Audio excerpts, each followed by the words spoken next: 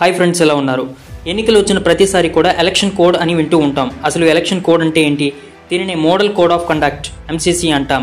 ఎన్నికల సమయాల్లో పొలిటికల్ పార్టీలు అభ్యర్థులు ప్రచారాన్ని నియంత్రించేందుకు ఎలక్షన్ కమిషన్ ఆఫ్ ఇండియా చేసే గైడ్లైన్స్నే ప్రవర్తన నియమావళి లేదా ఎలక్షన్ కోడ్ అని అంటూ ఉంటాం.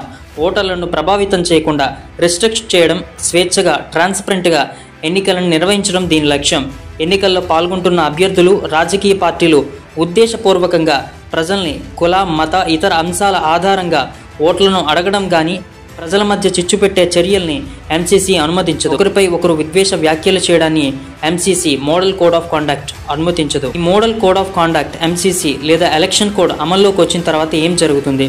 ప్రభుత్వం కొత్త పనులు కానీ లేదా ప్రాజెక్టులను ప్రారంభించడం లేదా శంకుస్థాపన చేయడాన్ని నిషేధిస్తుంది.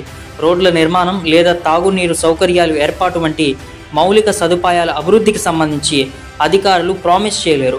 ఓటర్లను ప్రభావితం చేసే ప్రభుత్వ లేదా ప్రభుత్వ సంస్థల్లో టెంపరీగా అపాయింట్మెంట్ నిషేధించబడతాయి. ఎన్నికల ప్రచారం కోసం ప్రభుత్వానికి సంబంధించిన ఏ సోర్స్ అయినా ట్రాన్స్పోర్టేషన్ లేదా భద్రతా సిబ్బందిని ఉపయోగించడం నిషేధించబడుతుంది.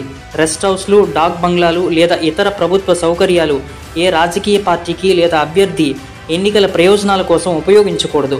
మీడియా ట్రాన్స్పరెంట్గా కవరేజ్ చేయాలి. అధికార పార్టీలకు అనుకూలంగా ప్రచారాన్ని నిషేధం విధిస్తుంది. అసలు ఎంసీసీ చరిత్ర ఏంటి? మోడల్ కోడ్ ఆఫ్ కండక్ట్ లేదా ఎలక్షన్ కోడ్ అనేది మొదటిసారిగా కేరళ 1960 అసెంబ్లీ ఎన్నికల్లో దీనిని ప్రవేశపెట్టారు. ఇది విజయం సాధించడంతో 1962 లోక్సభ ఎన్నికల సమయంలో దేశవ్యాప్తంగా ప్రవేశపెట్టారు.